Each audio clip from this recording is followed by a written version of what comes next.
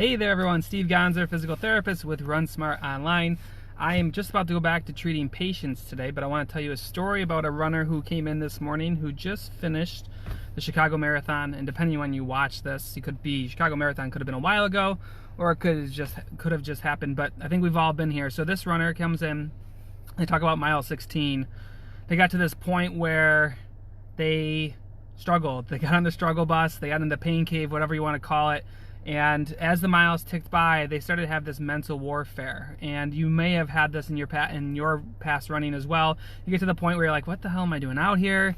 This sucks, this hurts. Oh, I could just slow down. I'll just, my goal is not going to be attainable, or whatever. You kind of fold in mentally. And I've been there myself. I've folded in a lot of races before I started to figure out, like, there's some things that you can do to prevent that from happening, so you can actually fight back. And it's a kind of a battle between your mind and your body. So if you want to push through that mental barrier, that thing that's slowing you down, there's things that you can do. And really it comes down to some things in run form, because the hay is in the barn, so they say. You've already trained, you already put your miles in, it's race day, baby. And what are you gonna do to get your best result on race day? You're not gonna go back and train more or do more work. You need to figure something out during the race that you can start doing, or during the run, that can have an immediate impact. So I want to share those with you. Before I do that, if you guys want some help with your run form, it expires this Friday, depending on when you watch this. But this Friday, we're taking down our run form offer. You can check it out, the link in this post, or just go to myrunform.com. But here's what you need to know. So this is what I told the runner, and we're going to work on this with her as well.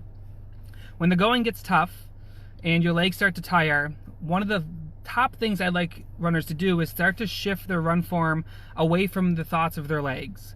And most people don't realize this, but running is a whole body motion. From the top of your head all the way to the tips of your toes is a running motion.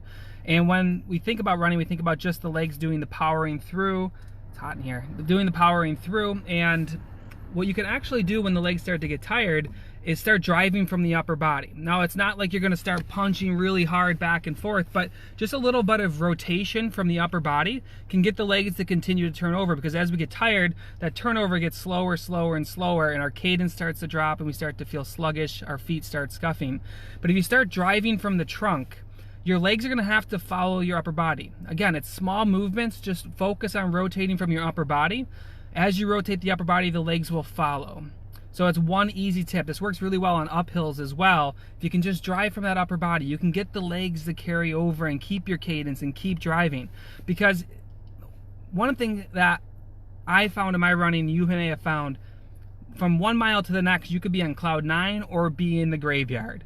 And when you're in the graveyard, it's easy to just back off, to fold, to I'm never doing this again. All these things start to go through our head, but you can go a mile, 5 minutes down the road, and you're out of the graveyard, you're feeling good again. So you gotta work through those lulls of feeling like crap. Running from the upper body can certainly help with that. The other thing that I recommend is learning how to drive from your hips. So I call this the figure 4 position, but essentially what you would start doing is try to break away from shuffling, the scuffing of the ground. If you can drive from the knee and slide that knee forward. So at push off, when your leg's behind you, you push that knee forward on the horizontal. What it'll do is it'll open your stride. It'll break you out of shuffling. It's not gonna be the most comfortable thing, especially if you're getting real tight as the run goes on. But if you can drive from that knee, what'll happen is your stride will open, it'll break away from shuffling, which is a huge problem as people get tired.